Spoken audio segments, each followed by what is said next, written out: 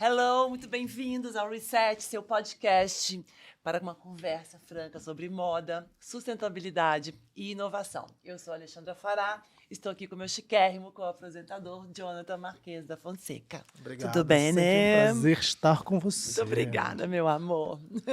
Gente, hoje a gente vai receber Nathalie Klein, que eu amo de paixão. Quase 26 anos de varejo. Você acredita? De luxo no Brasil. Você conhece as mulheres brasileiras como ninguém, né? Muito bem-vinda. Obrigada, que prazer enorme estar aqui com vocês, uma delícia. Eu sempre fico muito feliz de bater papo com essa mulher, que ela é sempre inspiradora e a gente sempre dá muitas risadas, então que seja informativo e divertido. Exatamente. Nosso objetivo sempre, né? É. E o podcast tem um oferecimento Da ADN Reset, uma plataforma de marketplace de moda sustentável e responsabilidade social. Muito onde a gente bem. tem uma curadoria de marcas brasileiras e 3 marcas francesas, na verdade, que também são focadas em sustentabilidade. Que O espetáculo. Jonathan mora um pouco aqui, um pouco lá fora. Bom, meus amores, sigam, compartilhem, indiquem para os amigos, mandem no grupo de WhatsApp, comentem aqui com a gente, @Reset Podcast, estamos no Spotify, no YouTube, em todos os lugares. Nathalie Klein, por onde começaria? Vamos começar do mais quente. Não, vamos começar da história da... Vamos se apresentar, né? Já que eu sou tão íntima Ótimo. assim. Me conta um pouco. Bom, você teve a ideia, você era muito novinha ainda quando você teve a ideia da NK, né? Você fazia FAAP, foi isso? Ah, exatamente. Em 97, eu estava no último ano da faculdade de arquitetura e era alucinada por moda e varejo ao mesmo tempo, eram duas coisas muito latentes e eu achei que eles iam ser caminhos paralelos, que eles não iam se cruzar. Aí resolvi fazer um projeto de entender um pouco desse olhar de moda através de uma lente que fosse diferente. E aí nasceu a NK, sem pretensão alguma. Você chegou a estagiar na Casa Bahia? Já cheguei a estagiar, Antes claro. disso? Eu fiz meu estágio nas Casas Bahia, fiz estágio em uma construtora que estava fazendo arquitetura, e aí adorava. E eu vou te falar que quando você opta por uma coisa, não quer dizer que você não goste de outras. Sim. Então, eu amava tudo aquilo. E eu acho que na NK eu consegui achar meu sweet spot, sabe? A paixão por moda, a paixão por varejo, a paixão por arte, a E paixão pela por arquitetura, que a loja é arquitetura. lindíssima, a loja mais linda. Então, acho que a NK ela é uma concentração dessas coisas, com esse olhar. Então, em 97, me lancei, aos 20 anos. Qual foi a primeira marca que você teve, você lembra? Assim que você queria... Primeira marca foi Blue Marine Jura? e Chloé. Olha. Foram as primeiras marcas do portfólio. Olha, já nasceu sustentávelzinha. Era a Stella na época, da Chloé? Na época era Estela e a Phoebe Philo, elas eram duplas, né? Elas eram uma dupla. E a Então- Phoebe vai voltar agora. Agora, Já tá na fila uma super pra expectativa. comprar ela. Você com vendeu? Você certeza. vendeu Bottega naquela época? Não, dela? não, Não. a gente não vendeu. Sim. Então, a NK foi isso, é uma Sei. construção de um portfólio com um olhar muito nosso, muito específico. Já existia Daslu? Já, Ainda existe? Quer dizer, não. ainda existia Daslu? A Daslu era uma grande Era uma referência, né? grande. Uma grande casa, com esses nomes todos da moda que chegavam ao Brasil através da Daslu. E a nossa intenção sempre foi fazer uma moda um pouco menos ostensiva, né? Menos... a gente criou para a NK uma coisa chamada... Existe o show-off, existe o show-in. E a gente é do olhar do show-in, né? O show-in é o quê? Olhar para dentro, olhar para Sei. você se satisfazer, não mostrar para os outros. Que é uma moda que tá reservada. super na moda, essa última estação. Graças a Deus. Vou te falar que essa última estação foi quase um check the box falando, Nathalie, você tá um pouco no caminho certo. Essa ideia desse quiet luxury, né? Esse luxo que é silencioso, que é um luxo sem ser muito extravagante, com pontos especiais. Eu acho que essa última coleção foi o meu sweet spot, assim, de o que eu acredito da moda, o que eu olho da moda, com todas as ressalvas de última semana de moda, mas com um olhar que me faz sentido, que é um armário, que é isso, que ele... Quando as pessoas me perguntam o que não pode faltar no meu armário, eu falo memórias, né? Todas as minhas roupas ali têm memórias, tem histórias, tem porquês. Então, acho que isso se constrói quando você constrói tanto uma marca quanto o seu armário, é com identidade e memória. Ótimo. Então, acho que é isso que eu tenho. Muito bem. Acho que a gente pode realizar, então, uma transição entre essa última tendência que era logomania para todos os lados para um luxo mais quieto? Você vê um impacto muito forte disso no cenário brasileiro ou é algo muito mais uma percepção global? Olha, essa é uma pergunta bem difícil de responder, porque eu sempre sempre tomo cuidado para não responder com o meu ponto de vista sobre o mercado total brasileiro, porque acho que tem vários pontos de vista, Sim. né? Acho que nenhuma generalização consegue olhar e falar o mercado brasileiro. Então, acho que sim, teve essa logomania que eu acho que foi importante, ela faz sentido durante alguns anos, nunca foi a minha praia, acho que nunca tive nenhuma marca que tivesse essa logomania e esse frenesi de mostrar para o outro. Acho que todas as marcas que fizeram parte do portfólio do NK são muito quase tímidas e reservadas, que são muito meio da minha personalidade, que eu sou um pouco assim. Eu sou das minhas escolhas pessoais. E eu acho que quando você vai para esse luxo silencioso, ele é quase um processo de moda, né? Você vai se entendendo de como você se veste, o que você representa para o mundo, como você se comunica, como você quer ser visto. E eu acho que fez parte, durante muito desses processos, as pessoas se expressarem através disso. Continua fazendo. Eu acho que a logomania teve o seu mérito e o seu tempo, nunca foi a praia da NK. E agora, esse Quiet Luxury ele vem falar de como a moda se entende com a consciência do que está acontecendo no mundo, né?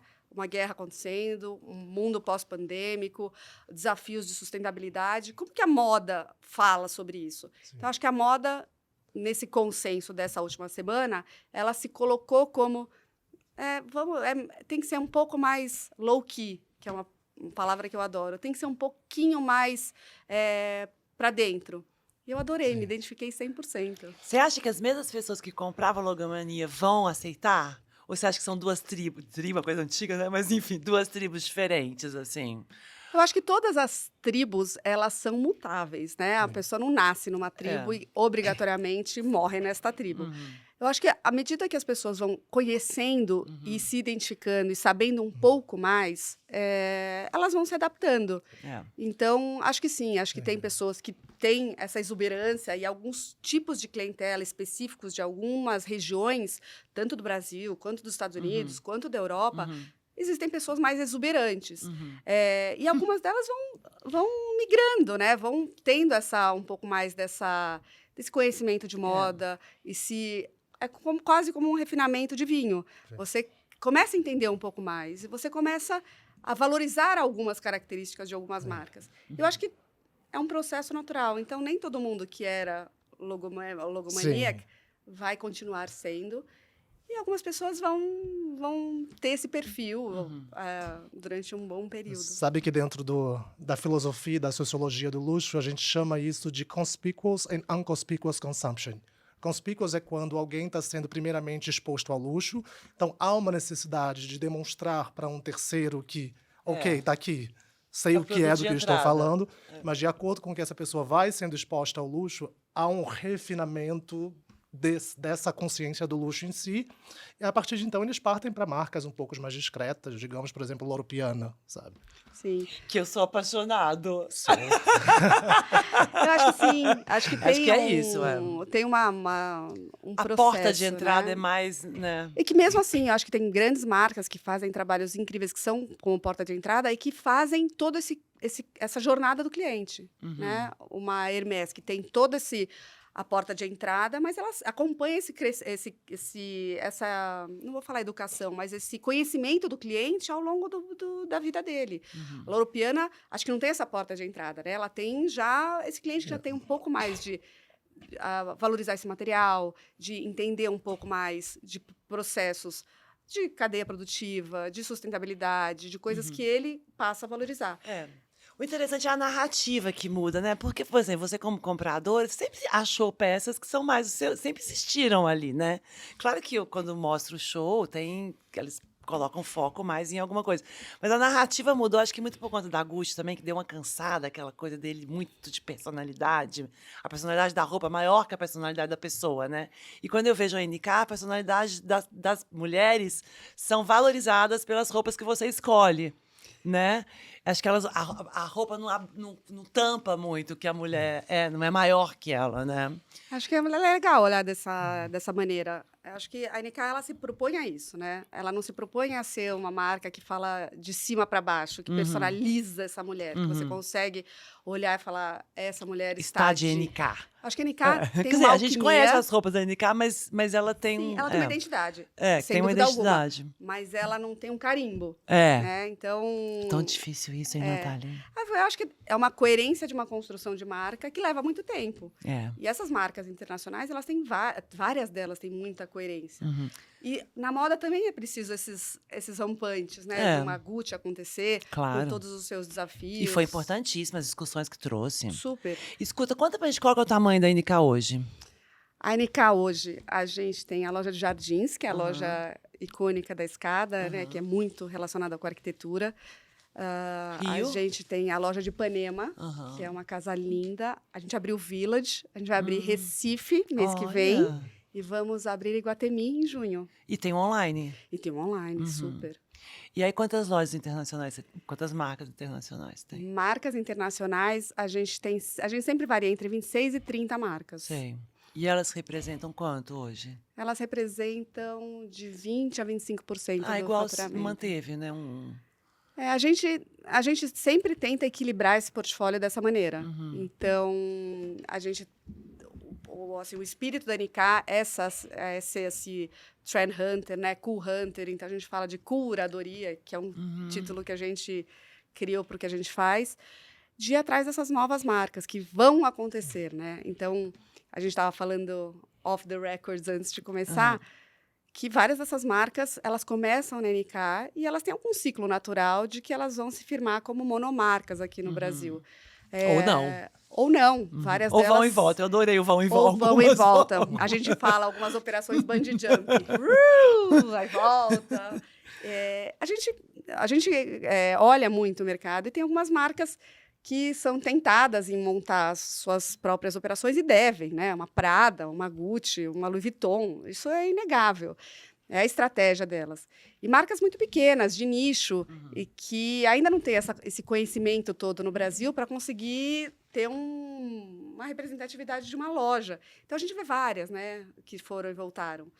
E é interessante acompanhar esse assim, movimento. É que eu tô louca pra te perguntar quais são as marcas que eu não deixo o Jonathan falar, tá? Só eu que falo.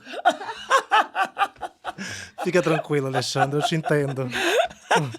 Eu queria saber, assim, quais são as marcas do momento. Olha, essa última semana de moda foi uma semana de moda que eu voltei a ver vários desfiles. E é incrível, né, a energia de desfile. É incrível. Fazia muito tempo que eu não sentia aquela emoção e como tudo se encaixa naquele momento de desfile. A gente se acostumou a falar, tá online, faça online. Mas quando você tá lá naquela sala... Então, eu vi desfiles que foram super legais. Do Paco Rabanne, é uma marca que a gente aposta já faz tempo e que é uma grande protagonista do nosso portfólio. É mesmo? Muito. E Correge foi a primeira, assim... Correge.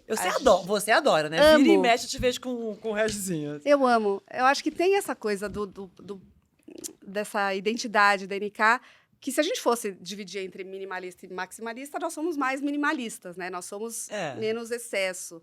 Então, a Correge é uma marca que a gente sempre amou. Sempre amou. E tem os seus altos e baixos, e agora num hype. Maravilhoso. Total. A França inteira só fala nisso. Total. Mas a Paco Rabanne é mais recente na curadoria? Paco já está há uns 3 anos, desde que eles voltaram, né? Que os meninos começaram a desenhar. E que resgataram todo esse DNA da marca, das placas, que tem uma história... E o menino, ele desenha super conectado com essa molecada, que como elas olham moda hoje, ressignificando materiais ou ressignificando a identidade da marca, né, das placas, que são sensacionais. Então, acho que a NK ela tem um pouco desse olhar curioso e sempre achando que o melhor está por vir. Então, quando você se acomoda nessas grandes marcas e que elas são sempre... a gente ficou com esse portfólio, né, que migrou vários para a loja própria. É desafiador. Eu gosto muito desse formato de multi, porque é isso, você vai dosando o que você acha de cada um. Então, com o Regi, eu acho, assim, inacreditável. A gente coloca, então, uma verba de compras de Correge que é muito maior do que a gente teria colocado numa Chloé, por exemplo, que a gente já vendeu durante muitos anos. Foi uma das primeiras marcas e abriu monomarca aqui. Não teve, assim, não estaria com o coração batendo forte se eu tivesse visto esse desfile e tivesse que comprar para minha loja. Então, é legal, porque você vai ajustando conforme as emoções. E participando ativamente nesse processo de buying, você tem percebido o surgimento de novos materiais mais sustentáveis? Sim, sem dúvida alguma. Eu acho que isso é uma busca constante do mercado de moda. Ressignificar materiais, repactuar com histórias da marca. E essa busca inconstante de materiais que tenham menos impacto possível. Sim. Algumas marcas mais compromissadas com isso, algumas marcas menos. Mas, sem dúvida alguma, todas as marcas olhando para como elas fazem para, primeiro, se conectar com essa narrativa e com esses novos desafios que a moda, sem dúvida alguma, traz.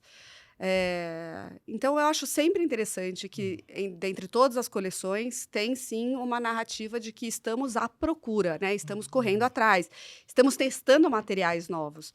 Isso eu acho muito interessante. A gente teve Stella McCartney durante 15, 20 anos na NK, desde que ela começou. A Stella McCartney, sem dúvida alguma, foi uma precursora. Assim, toda a narrativa dela, tudo faz sentido. É desafio dos materiais mesmo. Sim. Porque ela é uma dessas que vem tentando fazer esse couro sustentável, ou couro não animal, e todas as matérias-primas, há anos. Grandes Já desafios. errou algumas vezes. Mas quando a gente compra, a gente meio que sabia, assim, que... Então, esse tenha sido talvez um dos grandes temas dessa edição de moda, que o couro apareceu tão forte nas edições. Mas você via falar de couro vegano dessa vez? Não, couro. Várias das marcas estão tentando vários couros novos e várias estratégias novas e vários materiais novos. O grande desafio é que, especialmente, esta coleção é uma coleção que fala muito da durabilidade, muito do tempo de uso, versus os produtos que ainda são testados. Então, a gente vendeu Stella McCartney durante muitos anos, e com todas as tentativas notáveis dela, é um couro que ainda não dura.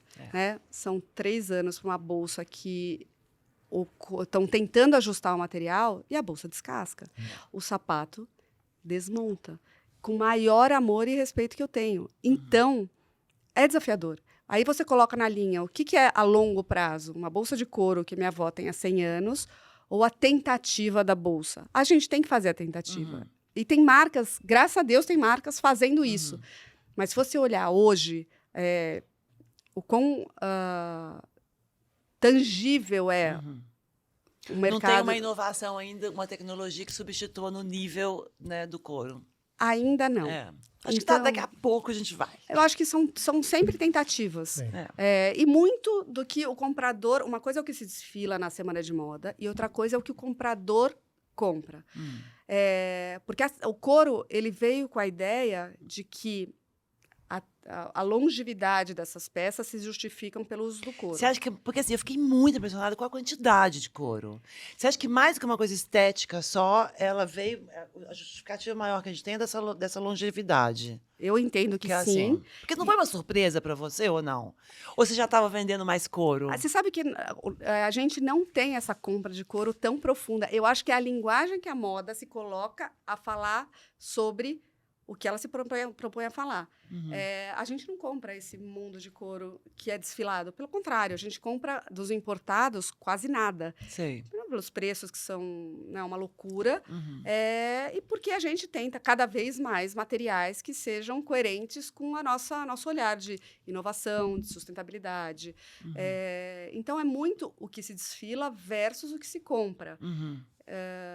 O que se desfila é a linguagem que eles querem falar, né? Putz, vamos falar sobre materiais resistentes, materiais de longo prazo, investimentos que façam sua filha ganhar, seu neto receber essa peça, seu bisneto, quantas gerações isso vai passar, versus as tentativas, que eu acho sempre muito válidas. Mas acho que todas as marcas estão nas suas tentativas. Todas. Coperne é uma, né, que... Maravilhosa. Eu estava lá naquele desfile. Dos robôs. Do robô. Ai. era um desfile de arrepiar. De arrepiar, né? Que não, tinha uma hora dava um medo, tinha uma hora que dava um... Eles ficavam lá o tempo todo. Ficavam andando, ficavam marchando, né? E te olhava. Aí você fala, meu Deus, será que eles são sensíveis ao celular? Então eu vou parar de filmar. E eles têm... Como chama aquela série? É aquela série do... Como é que chama aquela série do... Esqueci como é que chama. Aquela série que só tinha esses robôs, assim. Me lembrou muito do McQueen. Você não lembrou essa estação um pouco McQueen, assim, esse ano, assim, um pouco? Lembra aquele que tinha Super. Shalom, que ficava o Maravilhoso. braço robótico? Maravilhoso. Coisa, né? Me lembrou. Aquele foi histórico, né? Aquele arrepia. Quando a gente Escaparelli, fala. você tem? Escaparelli a gente não tem. Ah. Eu adoro essa marca. Você gosta? Eu gosto. Eu acho que é o único... Então, eu vou ser a... Vou te falar, eu sempre falo com um olhar de uma consciência da minha narrativa. Eu respeito 100% todas, mas eu acho que cada um tem o seu olhar e a sua narrativa. A Schiaparelli é uma casa de moda de surrealismo. Né? E se tem alguma casa que devia ou poderia falar de surrealismo, é a Schiaparelli. Claro, aqueles bustos lá pintados e tal, eles são provocativos, né? E a moda, ela tem que ter um pouco desse papel provocativo. Tem, e para trazer a discussão, né? Sim. Agora, eu acho que a gente tem que tomar cuidado para não cair numa caixa do gosto e não gosto, né? Sei. Se eu gosto é porque e tem alguma explicação e tem... eu acho que tem, no contexto muito bom todo, isso. Eu acho Tem que tomar cuidado. Tem que tomar cuidado. Senão fica muito sobre eu mesmo. Eu acho que tem sempre. Boa. Eu acho que a gente fomos ensinados sobre o bem e o mal, o céu e o inferno, o certo e errado. Daí essa coisa polarizada que a gente está. Existe um caminho enorme do meio. Então, não acho que esse Schiaparelli o desfile foi um vilão. Acho que tem um caminho do meio, que eu acho que tem coisas fantásticas que trazem essas discussões, como o Coperni, como Mas por todas que você elas. nunca quis trazer Schiaparelli? A gente vai várias vezes no showroom. E não compra nada. A gente sempre pesquisa, pesquisa muito. E tem um filtro de compras, Sim. né? Então, eu acho que eu É caro demais? É muito caro. Ah. E ela faz parte da semana de alta costura. E a gente não traz alta costura. Mas agora teve preta-porter. Teve. A gente foi ver. E é isso. A gente Ainda faz não é agora. A gente faz um acompanhamento para ver Sei. se tem uma coerência de 3, 4, 5 Sei. desfiles que estão ok. E algumas marcas a gente vai meio assim, nessa emoção. Então, a Schiaparelli é um que a gente olha com carinho. Mas aí você vai no showroom da Correge, a gente pira. Aí você vai na Paco Rabanne, que a gente enlouquece. Aí a gente vai na Coperni. Então... Gani, a gente ama a Gani. E a Gani é uma dessas iniciativas, Sim. né? Que tem essa sustentabilidade, tem esse olhar de as sustainable as possible. Então... O que as mulheres brasileiras estão gostando mais, suas clientes? Como é que tá agora? Você acha que elas evoluíram, assim, de gosto? Tem alguém que pede por sustentabilidade? Não? Tem, eu acho que a gente não pode se colocar nesse lugar de que as mulheres evoluíram ou não. É uma curva de aprendizado, tanto nossa como das clientes. Sim, acho que a NK tem uma coisa muito das pessoas terem muita confiança no portfólio que a NK traz. Então, já tem um filtro olhado, né? Putz, a Nathalie, a equipe de compras, Helena, Stephanie, Roberta, a gente estava lá fazendo esse filtro. Então, quando chega na NK, já é quase um aval de, puxa vida, é legal. Como a gente é na Colette, né? A gente tá na Mas Colette, o filtro seu também vai muito pelos clientes que você conhece. Sim. E um pouquinho acima, assim, quando você acha que você pode puxar um pouquinho o envelope, né? Acho que a gente tem um respeito de olhar para o passado, mas promover o futuro. A gente sempre tem que entregar para a cliente o que ela nem sabe que ela quer ainda. Então, essa curva de imersão de moda, a NK também se sente responsável por ensinar para essa cliente, educar essa cliente do que a gente está olhando. Não significa que é certo, mais ou menos. Mas a Gani é uma marca super cool, que tem toda a comunicação dessa linguagem street, dessa molecada de Copenhagen, com uma coisa que é provocativa. Que legal, essa marca faz parte do nosso portfólio. E, Nathalie, durante a pandemia, vocês criaram um projeto de upcycling, né? Onde vocês trouxeram 3 designers para ressignificar as roupas e as roupas voltavam para Arara. Tendo essa visão de varejista, como o público respondeu esse projeto? Olha, foi muito legal e eu vou fazer um disclaimer aqui, porque A gente fez o projeto de sustentabilidade antes de começar a pandemia. E o primeiro dia que a gente ia colocar as peças na arara foi dia 20 de março, Nossa. que começou a pandemia. Então, o que acontece? A gente sempre olha para dentro de casa, para os nossos estoques. E, inegavelmente, todas as marcas de moda têm resíduo industrial, resíduo têxtil. E a gente sempre não, de 10 anos para cá, a gente fala muito do reuso. Então, os presentes que a gente faz para as clientes, seja pijama, de aniversário, os gifts, todos eles olham para o nosso reuso de estoque. E a gente vai sempre baixando. À medida que a gente baixa, próxima coleção, ele cresce de novo. A gente doa para vários institutos, para as mulheres fazerem bolsas, sapatos, todas várias fontes de renda para uso desse material, a gente sempre olhou. Então, aos 10, 15 anos que a gente já faz o encaminhamento para capacitação, para oficinas de costuras que fazem trabalhos para certificação e qualificação de mulheres.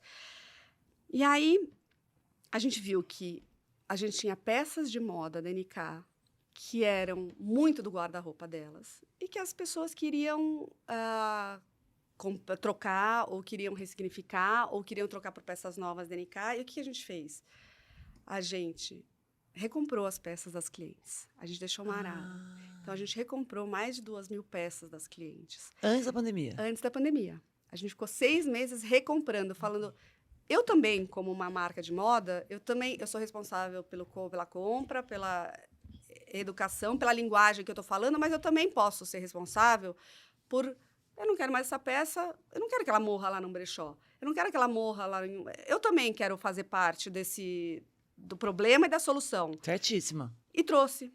E quando a gente trouxe essas 2.000 peças, a gente olhou, a gente falou, puxa, como que a gente vai ressignificar essas peças na mão de pessoas que já fazem essa leitura de ressignificação? Então, a gente chamou o Ale Ercovitch, que já tinha a La Garçonne, que estava com a La Garçonne, e ele elegeu 300 peças. E ele foi e fez toda a reconstrução dessas peças. Juntou uma com a outra. Juntou uma com a outra, cortou manga, tirou, trocou botão. E as peças, elas eram únicas.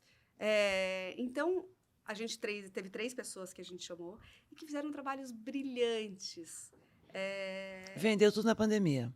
Aí começou a pandemia. E a gente vendeu um pouco antes, durante a pandemia.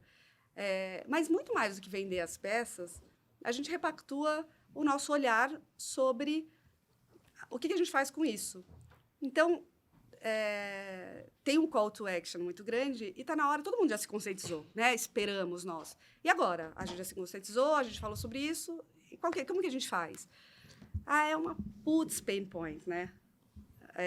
Fazer isso ser operacionalizado dentro de uma empresa. Foi difícil para a NK, que é uma empresa pequena. Imagina para essas gigantes. Nossa Senhora.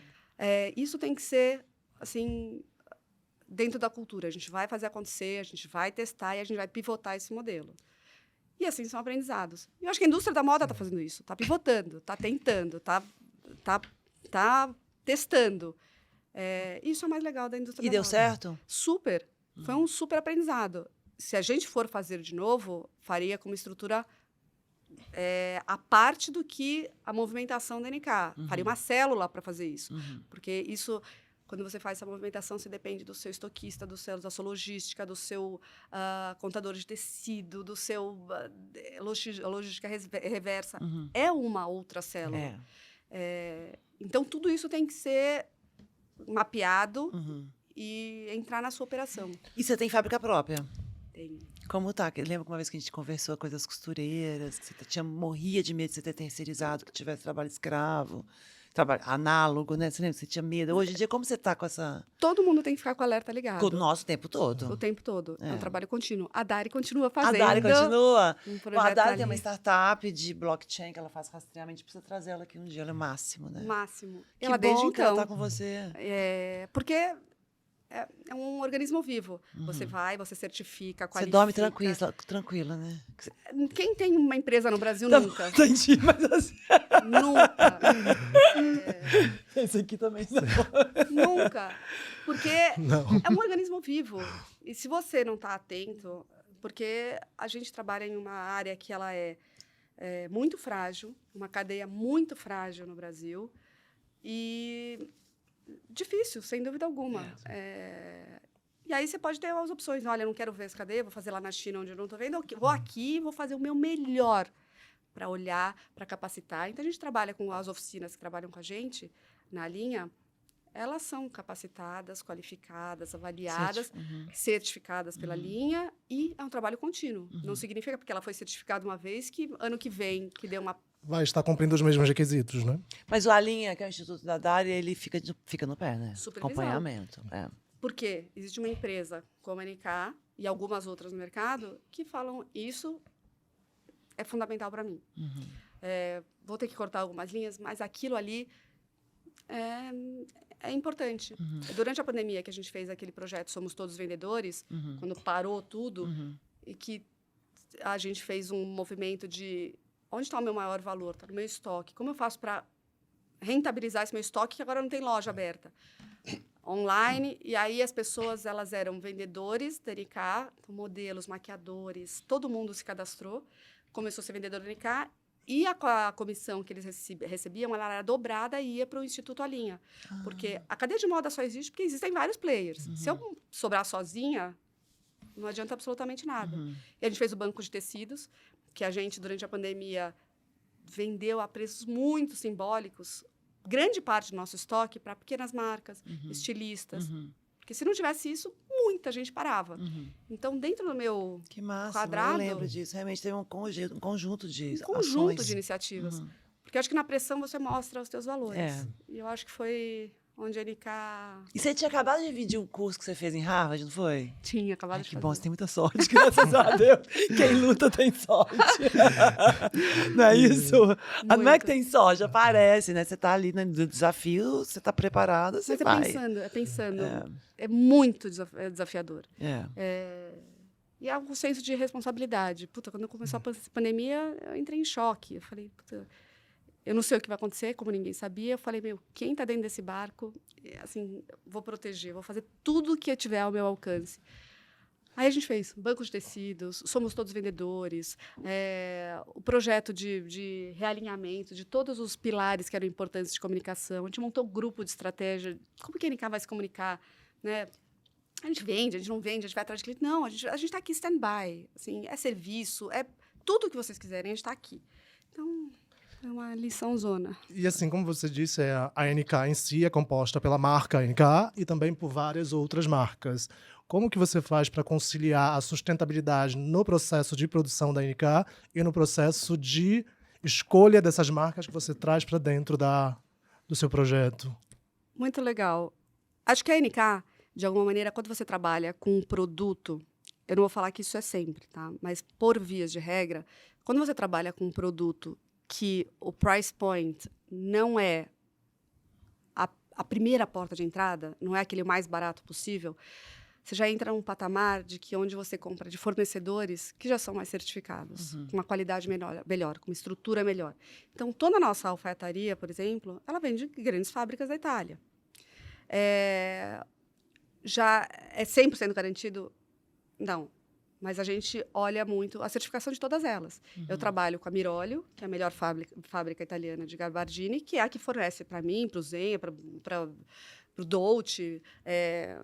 Gente que tem muito esse olhar agora para o que está acontecendo.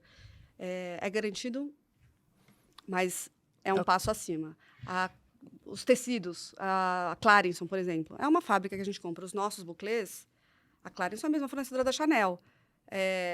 Risco tem, possivelmente, 99% maior de estar na China. O problema do que na fábrica francesa, que faz a renda, que faz o tecido, que faz gabardine. Então, a gente toma muito cuidado com isso. Mas é um processo sempre em construção. Sim. A gente olha para as marcas, para a matéria-prima que vem da NK, e as marcas internacionais, elas estão com compliance bem agressivo, né? A Europa tem agora os protocolos de 2024 de sustentabilidade que estão ali. As empresas vão tomar multas enormes se elas não cumprirem os protocolos de sustentabilidade. Então... E assim, quando a gente fala de sustentabilidade, né, a gente não pode esquecer que a gente vive dentro de um setor capitalista. Você, como empresária, quando você olha a empresária e varejista que está acostumada a lidar com o consumidor, com o que ele quer e o que você desejaria entregar como produtora, como que você concilia isso, sabe? Conheço o meu cliente, mas eu quero entregar algo mais sustentável. Será que isso vai ter uma saída? Eu acho que todo comportamento ele tem que ser educado. E algumas pessoas, para algumas pessoas isso faz sentido, para outras pessoas não. E ok, eu estou fazendo a minha parte de conscientização dessas pessoas do meu contorno. Mas a gente vê um fenômeno desse da Shein, que acontece. A Shein. Shein. Pode falar Shein. É. Aqui, Shein. Shein, Nossa, mas a Shein. é um paradoxo mesmo. É um paradoxo. E é um processo que a gente vai olhar e falar, puxa vida, onde a gente está, né, de consciência? A gente está aqui andando e, para ser sustentável, gente, é um índice inflacionário, vamos combinar. A sustentabilidade é cara e vai ser cada vez mais cara. Acho que bem trabalhada ela consegue reverter, né? Mas a curto prazo, Em não. escala é muito difícil. Assim, quando você coloca nos mesmos parâmetros um fornecedor que tem todos os seus funcionários CLT versus um que tem. Quando você coloca se você falar em sustentabilidade ambiental e social, não tem como essa conta não ser mais cara. É claro. Espero que não seja. E não porque a gente tem que estar em pés de igualdade, mas a gente está falando de uma competição ou de um processo sobre valor e preço, que são coisas diferentes. E a NK olha muito o valor. O valor que é 360 da cadeia. Tem valor, não só o preço. Então, a gente vai fazendo o nosso papel de conscientizar. A roupa da NK, o que eu mais me orgulho é da longevidade dela. As pessoas têm roupas da NK de 20 anos, de 25 anos. A gente sempre teve as nossas costureiras arrumando todas as roupas da NK. A mulher engravidou, a gente colocou elástico na cintura da calça. Ela voltou, a gente tirou o elástico. Ela engravidou de novo, ela trouxe a mesma calça. A mulher engordou, ela emagreceu. A gente ajusta todas as peças. Isso faz parte da cultura da NK há 25 anos. Isso é sustentabilidade? Eu acho que é um fator importante. Com certeza. Um cuidado com a peça, do quanto ela vai durar, sabe? Muito, muito. Adoro olhar essas histórias e ver gente da nova geração na NK falando, puxa vida, casei com esse vestido, desse vestido eu passei para minha filha. Gosto muito dessa narrativa. Por isso que essa moda dessa estação de menos datada, de menos flashes, ela faz muito sentido. Vamos falar de umas tendências dessa estação? O que você viu lá? Tá de camisa branca, eu gosto de olhar pra Nathalie, que ela sabe que mínimos detalhes, ela já passa todas as informações. Quantas camisas brancas tem no armário? Nossa. 3. 3? Chique. 3. E 2 delas eu comprei naquele brechó do Second Street em Nova York. Sei. Que eu adoro. Tá ótimo. Então eu não coloco isso... Assim, isso realmente faz parte da minha rotina. Tenho 3 camisas. Boa. E tenho um armário de calça jeans, que eu gosto muito de calça jeans. Tem um armário que devem ter umas 30. Sei. Que vira e mexe, vira referência pra você. Sempre. Uhum. A costura, a lavagem. Quanto mais usada, melhor. E o jeans é isso, né? Uma peça de resistência. E Ray-Ban nós temos quanto? Ray-Ban, vou te Você falar. Eu tenho esse que é a novidade, ó. Ele é dobrável. Para, vou ter que comprar um igual. Olha aqui. Nossa Senhora. Eu vou Adoro. Eu tenho 4. O seu é pequenininho, senão já ia roubar. O meu é pequeno. Eu uso o grande. Que tudo, Natália. Ai, eu amo esse óculos que dobra, gente. Eu já tive uns. Só tinha aquele do coisa, né, que dobrava muito. Então, eu acho que é incrível, mas a moda, para mim, ela não é relacionada ao excesso. Ela é relacionada à consciência de compra, à inteligência de você... É um Tetris. Teu armário tem que ser um Tetris, tem que encaixar tudo em tudo. Então, E as tendências? as tendências, vamos lá. O que você viu que você mais gostou? Adorei o desfile da Corregis, que foi incrível. Eu acho que o recorte mínimo, as referências dos anos 60 sempre foram minhas favoritas.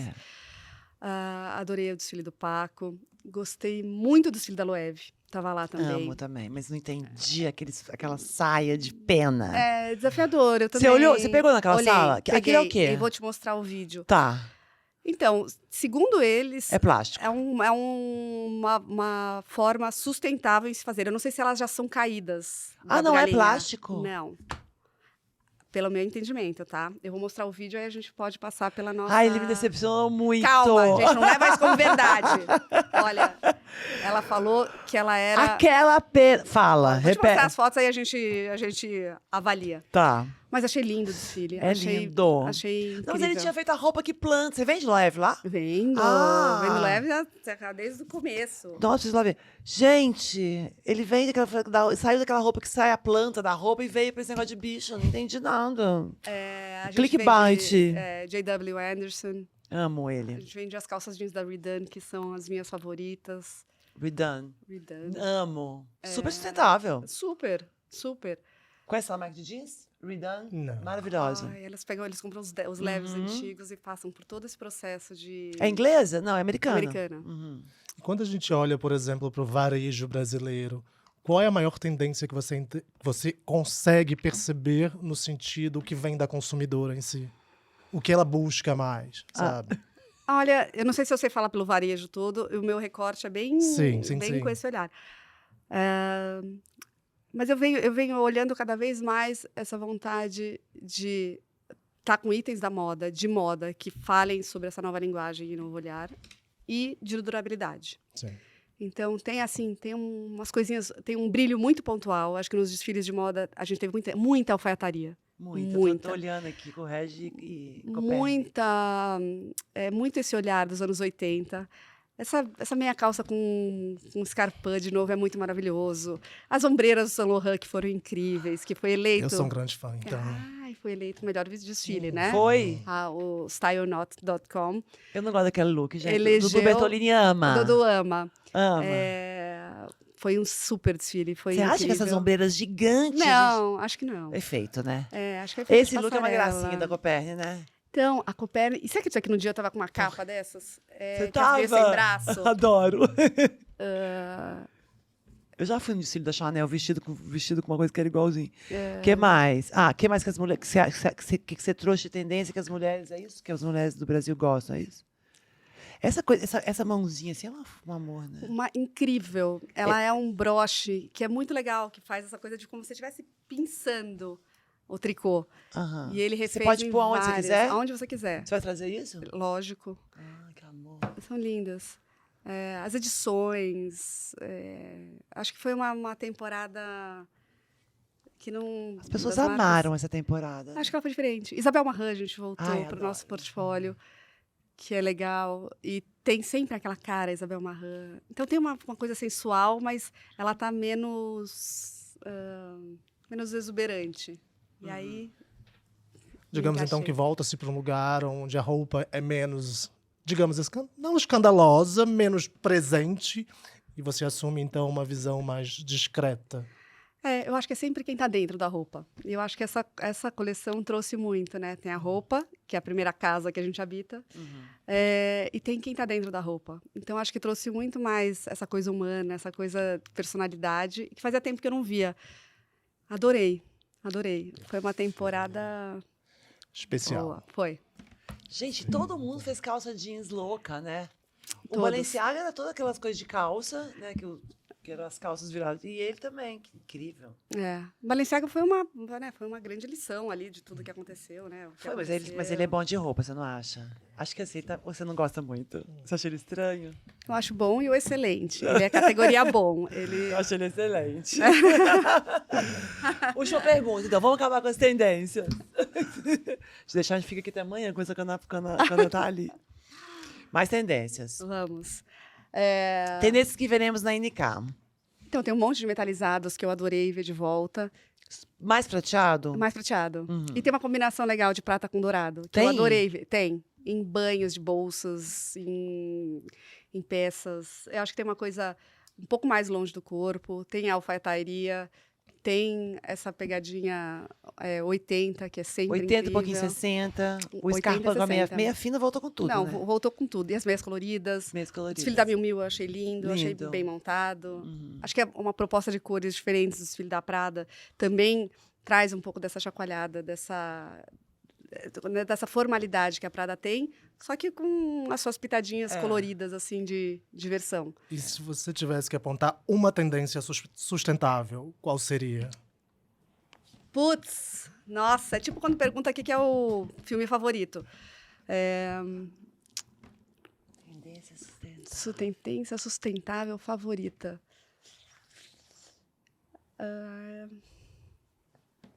Calma, gente. Agora eu preciso fazer um Você tem recap tempo. de todas Sai, as... Não. Da temporada ou de sempre? Da temporada. Ah, da temporada. Aí você afunilou mais ainda, hein? Tá bem, vamos lá, vamos pra sempre.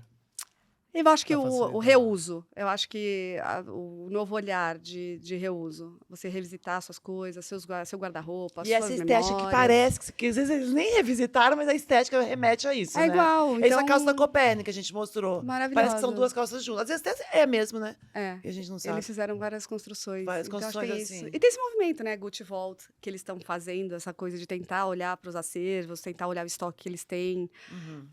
Eu acho que isso vai ser cada vez mais importante e falar sobre isso. Bem, Nathalie Claire, muito Não. obrigada. Eu amei que você Obrigada, veio. Adorei. Mais 25 anos de sucesso para NK. Se Deus quiser. Se Deus quiser mesmo. Obrigado, Tá bom. E muito Madre. obrigada. Obrigada, obrigada.